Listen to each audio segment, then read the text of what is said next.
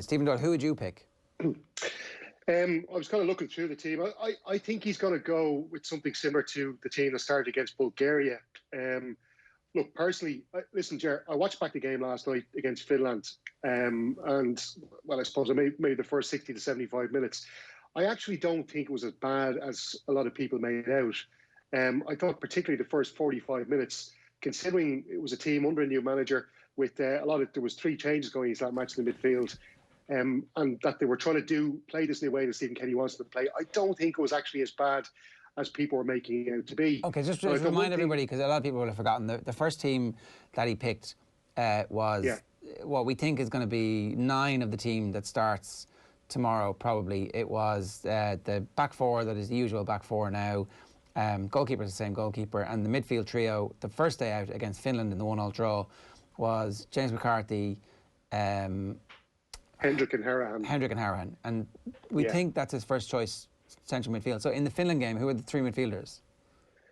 Yeah, I think he will stick with that, because if you look at Harahan has had 2 Premier League starts. He's played in the EFL Cup as well. He's got a goal and assist for Villa so far this season. So he's playing really well. And I think the thing that Harahan has is that he's our best set-piece taker. I think Robbie Brady is excellent as well. But I think he's not as consistent maybe with his ball delivery. We know he can be brilliant at it, but he's not as consistent. He had a couple of cross chances in the Finland game early on, and they went a bit too close to the goalkeeper. So for set piece, that kind of thing. And as well, Harahan will be a bit more match sharp. Brady, as we know, is still coming back from an injury, and he's only played about 40 minutes, I think, so far for Burnley this season. So looking at Jeff Hendrick as well, he's had a great start to his career at Newcastle United. He's looking really sharp. He's given it, he's not being relied on as much defensively by Steve Bruce as he might have been by Sean Dyche. So I think that's given him a little bit of freedom and the ability to express himself a little bit more, which I think helps Jeff Hendrick a lot. And I think that definitely earns him a start as well, because he's really match sharp. And I think McCarthy as well. Now, the thing with James McCarthy is, and I watched Harry Arter, especially in the game against Finland. Like, Harry Arter didn't do very much. The game kind of passed him by. I thought Jason Malumbi was excellent in that match. I thought he was really, really good. And I think if Jason Malumbi was playing more regularly for Brighton, he'd be in there, because he's fantastic. Every time he gets the ball, he's trying to get forward all the time. So I do think he's a brilliant option off the bench. So is there a chance Malumbi starts, do you think? I think it's just because of the lack of game time in the Premier League this season. He's been on the bench once and wasn't in the squad for the other 3 games. He's played twice in the EFL Cup, once against United. So that'll definitely help him, but I think he'll still be on the bench. I think he'll go with the more experienced players, like James McCarthy. Now, I find with James McCarthy is, as you know, I'm a big fan of his, but the thing is, he's playing in a Crystal Palace team where he's got a midfield partner in James McCarthy, and I think he needs that. I think if he's playing in a 3-man midfield and he doesn't have that support around him, I think maybe sometimes he can get a bit lost. I prefer to see McCarthy in there with Malumbi, perhaps, but I think Kenny will stick with McCarthy and the 2 lads, Harahan and Hendrick, each side of him. Can Harahan drop back at all to give McCarthy a little bit of a dig out in that position? I think I'm not too sure about Harahan defensively. Like, even watched him for Aston Villa. That's not his gig. That's not his gig. Exactly. And I'm not being critical of him. As you say, Jared, it's not his gig. No.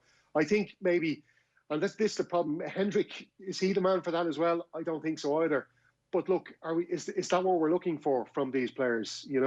Stephen Kenny has been talking. I was at the press conference on Sunday, and he said he wants to go out there and attack. He's looking at going there and being positive against Slovakia.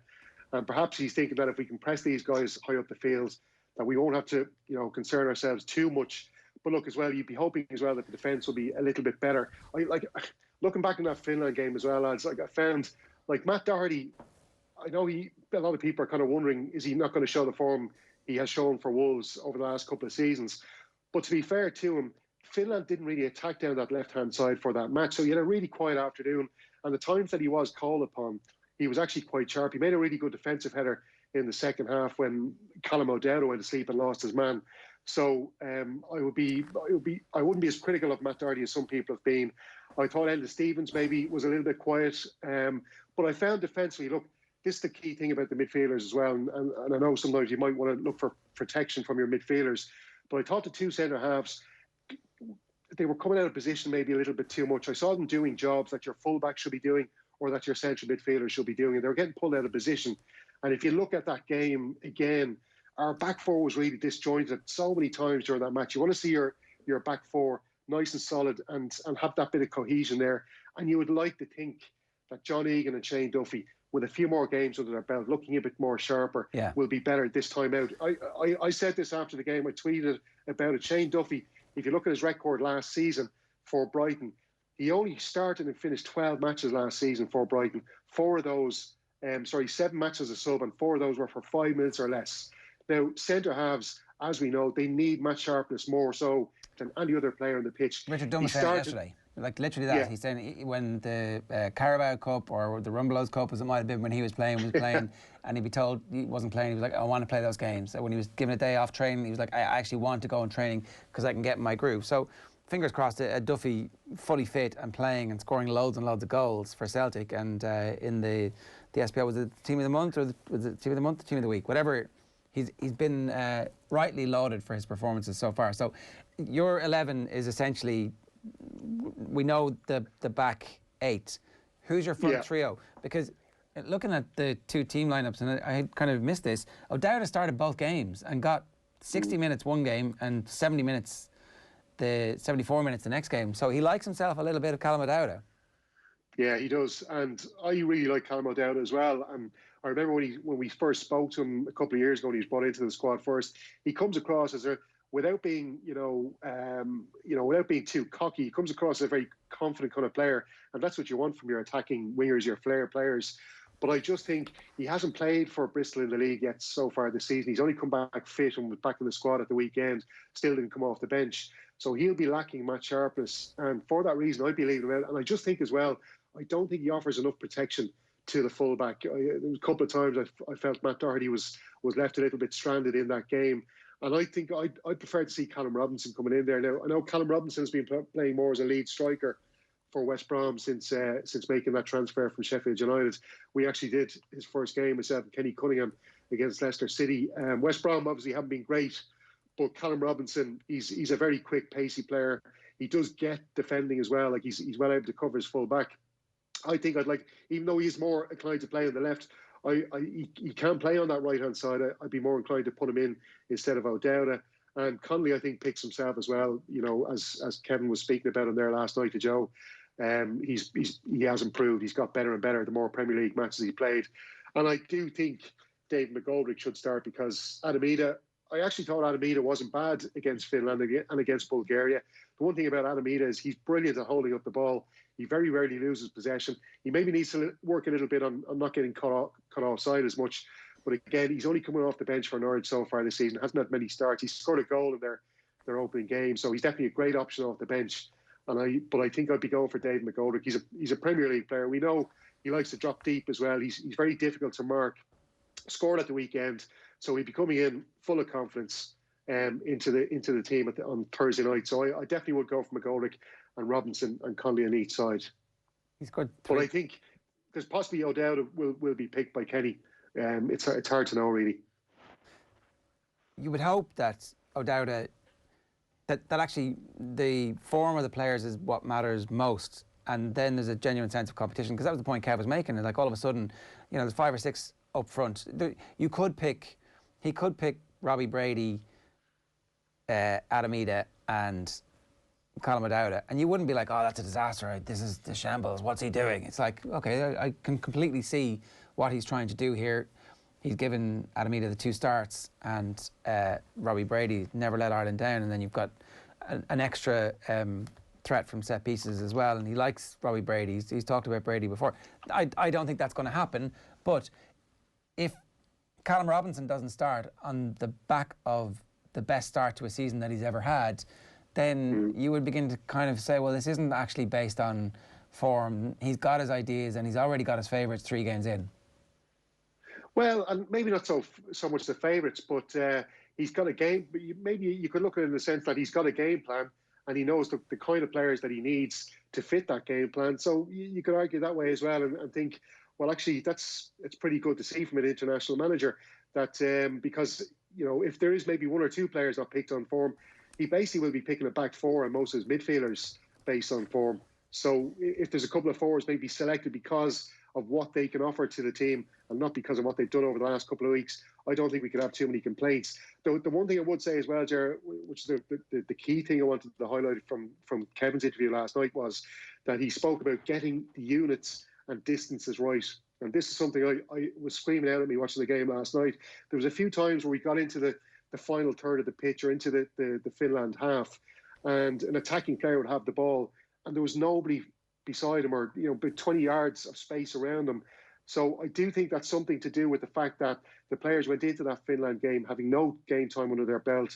They were all maybe struggling to get themselves up to the pitch of the game and to support their teammates when they got into attacking positions. So you would like to think that when we do press in the attack, that we'll have everybody coming in around the attacking players. And I think that will show an improvement, or maybe it will show that Stephen Kenny's game plan can work because the players are a little bit fitter and able to get up the pitch a little bit quicker. Just don't want to see these attacking players or us getting into attacking positions and then wasting them because there's nobody there to support the players. So it's like, look, we've heard John Giles talking about it so many times. When you see a team playing, you want to see those the lines, the 4, the 3, the 3, all moving together in one block up and down the pitch, and that they're not getting too separated or too far apart.